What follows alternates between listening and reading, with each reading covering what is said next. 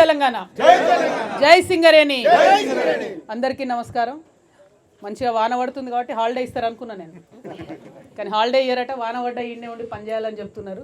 But anyway, వర్షం పడ్డం కూడా మనకు మంచిదే, ఎందుకంటే అందరితో మాట్లాడే అవకాశం వచ్చినందుకు చాలా సంతోషంగా ఉంది. అంటే ప్రకృతి కూడా మాకు సహకరించి హెచ్ఎంఎస్ టీఆర్ఎస్ వచ్చి కార్మికులతో మాట్లాడాలని చెప్పి కోరుకుంటుందని నేను అనుకుంటున్నాను. కానీ పాపం ప్రభుత్వం ఏమో అక్కడెక్కడనో ముఖ్యమంత్రి గారి విజిట్ ఉంది కాబట్టి ఇక్కడ మేము అడ్డుకుంటామని చెప్పి ఇక్కడ పోలీస్ వాళ్ళని పెట్టడం, కనీసం ఒక చిన్న బ్యానర్ కడితే కూడా మరి బ్యానర్ ఉండడానికి లేదు, ఫ్లెక్సీ ఉండడానికి లేదని చెప్తా ఉన్నారు. ఇది ప్రజాస్వామ్యం అన్న విషయం దయచేసి మర్చిపోవద్దని ప్రభుత్వాన్ని నేను కోరుతా ఉన్నాను. అయితే అప్పట్లో ఒక సామెత ఉంటుండే, కమ్యూనిస్ట్ పార్టీ వాళ్ళు ఎట్లా ఉంటాయంటే, రష్యాలో ఏదన్నా విప్లవానికి సంబంధించి ఒక చిన్న మాట మాట్లాడినా రష్యాలో వాన పడితే ఇండియాలో గొడుగులు పట్టుకుంటారని ఉంటుండే ఇదివరకు అనేటోళ్ళు కమ్యూనిస్టులను బాగా బలంగా. ఇప్పుడు పరిస్థితి ఏమైందంటే, ఢిల్లీలో లేబర్ చట్టాలన్నీ మార్చినా గల్లీలో ఉన్న వాళ్ళు మాట్లాడే పరిస్థితి లేకుండా అయిపోయింది. సో ఇవాళ ఢిల్లీలో ఉన్నటువంటి 25 లేబర్ చట్టాలను మార్చి 4 లేబర్ చట్టాలు చేసి మన సింగరేణి లాంటి సంస్థలో కూడా కనీసం యూనియన్లు ఉండే హక్కు లేదనేటటువంటి కఠిన నిర్ణయాలు చేస్తున్నా కూడా మాట్లాడలేని పరిస్థితుల్లో చాలా యూనియన్స్ ఉన్నాయి.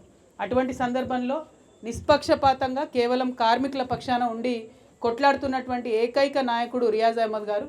మరి వారి యూనియన్ హెచ్ఎంఎస్ అన్న మాట జర గట్టిగా ఉంటుంది, కరుక్కుంటుంది, కానీ మనసు మంచిది, కార్మికుల పక్షాన ఉంటుంది.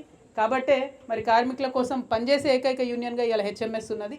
స్థానిక నాయకులు రమేష్ గారు ఉన్నారు, శ్రీలత రెడ్డి గారు ఉన్నారు, అట్లనే అనేక మంది మన సారన్న గారు ఉన్నారు, అనిల్ రెడ్డి గారు ఉన్నారు. వారికి అట్లనే కార్మిక శాఖ మంత్రిగా పనిచేసినటువంటి అన్న బోడ జనార్దన్ అన్న కూడా మనతో జాయిన్ అయినారు. కార్మికుల విషయాలన్నీ అన్నకు కూడా తెలుసు. అట్లనే మా వీరన్న గారు ఉన్నారు, మా తమ్ముడు పవన్ నాయక్ గారు ఉన్నారు. అందరికీ కూడా నమస్కారం. ముఖ్యంగా కార్మికులందరికీ, సింగరేణి గని కార్మికులకు నమస్కారం. ఇవాళ మనం ఇక్కడ ఉన్నటువంటి ఓపెన్ కాస్ట్లో మీ అందరికీ తెలుసు, ఎక్కువ మంది ఆపరేటర్స్ ఉంటారు, ఎలక్ట్రీషియన్స్ ఉంటారు, ఫిట్టర్స్ ఉంటారు.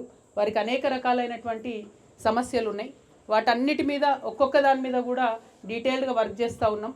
ముందుగా మిమ్మల్ని నేను క్షమించమని కోరాలి, ఎందుకంటే టీబీజీ కేసు అధికారంలో ఉన్నప్పుడే కొంత నాకు దాని మీద అవగాహన ఎక్కువ లేకుండా N-1 అనే విధానం ఆనాడు మనను కన్విన్స్ చేసి తీసుకురావడం జరిగింది. దానివల్ల అదేవిధంగా పిహెచ్డి పబ్లిక్ హాలిడేస్ ఏవైతే ఉంటాయో దానిలో 50% కోతతోని కూడా ఓపెన్ కాస్ట్లో ఉన్నటువంటి వాళ్ళకు ముఖ్యంగా దాదాపుగా సంవత్సరానికి 2 నుండి 3 లక్షల రూపాయలు నష్టం జరుగుతుందని నాకు తెలిసింది.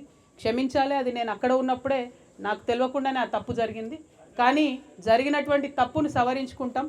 N-1 విధానాన్ని రద్దు చేసేంత వరకు, పిహెచ్డీలలో మీరు అనుకున్నట్టుగా ఫెసిలిటీ వచ్చేంత వరకు కూడా మీ పక్షాన నిలబడి అది రివర్స్ చేసేలా కూడా పోరాటం చేస్తానని కూడా ఈ సందర్భంగా తెలియజేస్తూ ఉన్నాను. అదేవిధంగా తప్పులు సవరించుకుంటూ పోతేనే మనుషులు అవుతారు. ఆ తప్పు అనుకోకుండా జరిగింది. ఆనాడు నేనేమనుకున్నా అంటే, అంబేద్కర్ బర్త్డేకి హాలిడే ఇస్తున్నాం, కొత్తగా సంక్రాంతికి హాలిడే ఇస్తున్నాం, ఇంకొన్ని పబ్లిక్ హాలిడేస్ పెంచుతున్నాం అనుకున్నాం, కానీ ఆ 50% యాజమాన్యం ఇంట్రడ్యూస్ చేస్తుందన్న విషయాన్ని నేను గమనించలేకపోయినా. కాకపోతే ఏదైతే అండర్ గ్రౌండ్లో పనిచేస్తున్నటువంటి వాళ్ళను సర్ఫేస్కి తీసుకొచ్చినప్పుడు పేగా అప్గ్రేడేషన్ చేయము అంటే అది నాకు అర్థమైంది కాబట్టి ఆనాడు కొట్లాడి ఆపడం జరిగింది. ఇది 2018 విషయం చెప్తున్నాను నేను. అండర్ గ్రౌండ్లో ఉన్న వాళ్ళు సర్ఫేస్లోకి వస్తే కూడా సేమ్ పే ఇవ్వాలని చెప్పి ఆనాడు నేను ఆపిన. కానీ ఇప్పుడు కాంగ్రెస్ ప్రభుత్వం వచ్చిన తర్వాత అండర్ గ్రౌండ్లో ఉన్న వాళ్ళు పైకి వస్తే మాత్రం మళ్ళా రెడ్ వచ్చే మొదలాడైనట్టు వాళ్ళది మొత్తం కూడా స్ట్రక్చర్ మారిపోతుంది, పేమెంట్ తగ్గిపోతుంది. కాబట్టి ఆ విధానాన్ని మేము వ్యతిరేకిస్తూ ఉన్నాం. అంతేకాకుండా ఇయాలటి రోజు యాజ్ ఇట్ ఈస్గా కొత్త గని లేకున్నా, ఏం ఓపెన్ చేయకున్నా సింగరేణిలో దాదాపు 3000 ఖాళీలు ఉన్నాయి. ఏది ఎన్ని రకాల జాబ్స్ చూసుకుంటే ఈ 3000 ఖాళీలను నింపడానికి ఎవరైతే డిపెండెంట్ అప్లికేషన్లు పెట్టుకున్నారో వాళ్ళందరిది ప్రాసెస్ చేస్తే డైరెక్ట్గా వాళ్ళందరికీ ఉద్యోగాలు వచ్చే అవకాశం ఉంది. కానీ ఆ డిపెండెంట్ ఉద్యోగాలను డోలాయమన్న పరిస్థితిలో ఇవాళ కాంగ్రెస్ ప్రభుత్వం పడేసింది. 30 నెలలైంది. 30 నెలల్లో ఎప్పుడైతే రియాజ్ అన్న కానీ, ఎప్పుడైతే టీఆర్ఎస్ కానీ మాట్లాడిందో అప్పుడు ఒకసారి మెడికల్ బోర్డు పెట్టింది. 3 నెలల కింద మేము పోయి సింగరేణి భవన్ ముట్టడిస్తే అప్పుడు మెడికల్ బోర్డు ఒక రోజు పెట్టిరు. 54 మందిని ప్రాసెస్ చేసిరు, 4 పాస్ చేసిరు, 50 మందికి ఎగ్గొట్టిరు. అంతేగాని పెండింగ్ ఉన్నటువంటి దాదాపు 2000 మంది అప్లికేషన్లు, ఆల్రెడీ అన్ఫిట్ అయిపోయి పెండింగ్ ఉన్న 700 మందికి ఎంప్లాయ్మెంట్ ఇవ్వకపోవడం చాలా అన్యాయం, చాలా దారుణం. రిటైర్మెంట్కు దగ్గరగా ఉన్నటువంటి కార్మికులు చాలా ఆవేదనతో ఏ మైన్కు పోయినా కూడా మాకు చెప్తా ఉన్నారు. కాబట్టి రిటైర్మెంట్కి దగ్గరగా ఉన్న కార్మికులందరూ కూడా మేము భరోసా ఇస్తూ ఉన్నాం. నేను ఒకటే మాట ఇచ్చిన మీకు, పోయిన నెల 20వ తారీఖు నాడు ఈ బాయిబాట కార్యక్రమం మొదలుపెట్టినప్పుడు ప్రభుత్వానికి హెచ్చరిక చేసినాం. మేము 1 మంత్ టైం ఇస్తాం మీకు. 1 మంత్లో కనుక మీరు ఎవ్రీ మంత్ 2 సార్లు మెడికల్ బోర్డు పెట్టకపోతే ప్రజాస్వామ్యయుతంగా గాంధేయ మార్గంలో ఈ నెల 20వ తారీఖు నుంచి నిరవధిక నిరాహార దీక్ష నేనే స్వయంగా చేస్తానని చెప్పడం జరిగింది. చెప్పిన తర్వాత ఏం చేస్తున్నారు, ఏఐటీసీ వాళ్ళు ఒక మెసేజ్ పెడతారు 15వ తారీఖు నుంచి మెడికల్ బోర్డు వచ్చే అని. ఇంతలోపు ఐఎన్టీసీ వాళ్ళు ఇంకో మెసేజ్ పెడతారు 18వ తారీఖు నాడు మెడికల్ బోర్డు వచ్చాయని. నేను అంటున్నా ఈ లీకు వీరుల ప్రభుత్వం వద్దు, మనకు లీకులు వద్దు. బాజాప్తా ప్రకటన చేయండి. కంపెనీ నుండి చేస్తారా, ప్రభుత్వం నుండి చేస్తారా, నెలకు 2 సార్లు మెడికల్ బోర్డు పెట్టండి, పెండింగ్ ఉన్నాయని క్లియర్ చేయండి. ఆ విధానాన్ని ప్రతి నెల కొనసాగిస్తామని చెప్పండి. మేము ధర్నా చేసినప్పుడే చేస్తామంటే అది కరెక్ట్ పద్ధతి కాదు. డిపెండెంట్ ఎంప్లాయ్మెంట్ అనేది దగ్గరుండి మనం కాపాడుకున్నాం, ఫ్యూచర్లో కూడా దాన్ని కాపాడుకుంటాం. కార్మికులు దయచేసి ధైర్యంగా ఉండాలి. ఎందుకంటే ఎక్కడ పోయినా కళ్ళల్లో నీళ్ళు తీసుకొని పెద్ద మనుషులు కార్మికులు మాకు చెప్తున్నారు, అక్క ఇంకా 3 నెలలే ఉంది, ఇంకా 2 నెలలే ఉంది, మా పరిస్థితి ఏంది, మేము రిటైర్ అయితే మా పిల్లలు ఉద్యోగాలు ఏందని ఆవేదనతో చెప్తున్నారు. వాళ్ళందరికీ నేను భరోసా ఇస్తా ఉన్నా, ఖచ్చితంగా మీరు ఏ డేట్ నాడైతే అప్లై చేసుకున్నారో ఆ అప్లికేషన్ డేట్ని మాత్రమే ప్రామాణికంగా తీసుకొని ప్రభుత్వం మీకు డిపెండెంట్ ఎంప్లాయ్మెంట్ మీరు కోరుకున్న వారికి, కొడుక బిడ్డనా అల్లుడా పక్కింటోళ్ళ మాకు సంబంధం లేదు, మీరు కోరుకున్న వారికి ఇవ్వాలి, ఆ వెసులుబాటు ఇవ్వాలి. దానికోసం తప్పకుండా గాంధేయ మార్గంలో మీ పక్షాన నిలబడతామని చెప్పి కార్మికులందరికీ కూడా మాట ఇస్తూ ఉన్నాం. ఇంకొక మాట, అలియాస్ పేర్లతోని దాదాపుగా ఒక 3000 మంది ఇబ్బంది పడుతూ ఉన్నారు.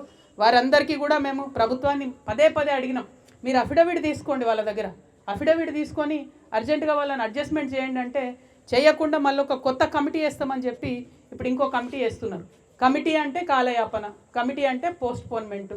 కానీ ఈ లోపల ఏమవుతుంది, విజిలెన్స్ కేసులు పెడుతున్నారు వాళ్ళ మీద. ఇప్పటికీ 150 మంది మీద విజిలెన్స్ కేసులు పెట్టారు అలియాస్ పేర్లు ఉన్న వాళ్ళని. ఎందుకోసం పెడుతున్నాయా విజిలెన్స్ కేసులు అంటే 10వ తరగతి పాస్ కాలేదట. 10వ తరగతికి సింగరేణి ఉద్యోగానికి ఏం సంబంధం ఉన్నది మనకు? ఇవ్వాలంటే డిపెండెంట్ ఉద్యోగాలు అన్నాడు మనం ఇచ్చుకున్నాం కాబట్టి ఒక 20,000 మంది పిల్లలు చదువుకున్న వాళ్ళు వచ్చారు. కానీ అంతకుముందు ఎట్లా ఉండే సింగరేణి ఎంప్లాయ్మెంట్ అంటే రన్నింగ్ పెట్టి ఇచ్చినటువంటి పరిస్థితి ఉండే, ఎడ్యుకేషన్కి సింగరేణి ఎంప్లాయ్మెంట్కి సంబంధమే లేకుండే. కానీ అది తీసుకొచ్చి ఒక 150 మందిని ఇబ్బంది పెడుతున్నారు. ఇది ప్రభుత్వానికి కరెక్ట్ కాదు. మీరు అఫిడవిట్ తీసుకోండి, అర్జెంటుగా ఈ 3000 మంది ఏదైతే అలియాస్ పేర్లతో ఉన్నారో వారిని ప్రాసెస్ చేయండి అని చెప్పి నేను కోరుతా ఉన్నాను. అట్లానే అన్నిటికన్నా ముఖ్యమైనది కేంద్ర ప్రభుత్వం మనకు చేయాల్సినటువంటి సహాయం ఏంటంటే ఒక 17 గనులు ఉన్నాయి మనవి, అవన్నీ కూడా డిస్టర్బ్ అయిపోతూ ఉన్నాయి. అవి ఖచ్చితంగా మనకే అలొకేట్ చేయాలనేటటువంటి విషయాన్ని కూడా నేను తెలియజేస్తా ఉన్నాను. లోపల రండి తెలియజేస్తారు. నేను కోరేది ఏంటంటే ఐటీ మీద పర్క్స్ ఏవైతే ఉన్నాయో ఐటీ మీద పర్క్స్ని ఖచ్చితంగా వారు రిమూవ్ చేయాల్సినటువంటి అవసరం ఉన్నది. ఐటీ మీద పర్క్స్ రిమూవ్ చేయకుండా మేము ఊరుకునేదే లేదు. దానికోసం ఢిల్లీలో కూడా పెద్ద ఎత్తున పోరాటం చేస్తాం. దాదాపుగా మన సగం జీతం పోతా ఉన్నది కాబట్టి ఐటీ మీద పర్క్స్ని రద్దు చేయమని కిషన్ రెడ్డి గారిని మేము కోరుతా ఉన్నాం. కొత్త గనులు ఇవ్వాలి, ఐటీ మీద పర్క్స్ రద్దు చేయాలి. ఏవైతే ఓపెన్ కాస్ట్ మైన్లు ఉన్నాయో, అండర్ గ్రౌండ్ మైన్లు ఉన్నాయో పెద్ద ఎత్తున వాటిని ఓపెన్ చేసి సింగరేణి సంస్థను బతికించాలని చెప్పి మేము కోరుతా ఉన్నాం. రాష్ట్ర ప్రభుత్వం విషయానికి వస్తే సింగరేణి సంస్థకు బాకీ ఉన్నది 50,000 కోట్లు. 50,000 కోట్లు మనకి ఇస్తలేరు కాబట్టి చిన్న పనిముట్లు ఇవ్వమంటే కూడా మన వాళ్ళు ఇవ్వకుండా ఇబ్బంది పెడతా ఉన్నారు యాజమాన్యం. సో మేము యాజమాన్యాన్ని ఒకటే కోరుతా ఉన్నాం, ప్రభుత్వం నుండి మీకు డబ్బులు వస్తాయా రాదా అన్నది పక్కన పెట్టి మనకు సేఫ్టీ ఇంపార్టెంట్. ఇవాళ ఈ ఓపెన్ కాస్ట్ మైన్లో కూడా పెద్ద డంపర్లు కాలిపోయిన పరిస్థితి ఉంది. ఎందుకోసం? నాణ్యత లేకపోవడంతో, రిపేర్లు చేయకపోవడంతో, మంచి కంపెనీ డంపర్లు కొనకపోవడంతో వీటన్నిటితో ఇబ్బంది జరుగుతూ ఉంది. ఆ నడిపేటటువంటి ఆపరేటర్ల ప్రాణానికి కూడా ముప్పు ఉండే పరిస్థితి ఉంటుంది. కాబట్టి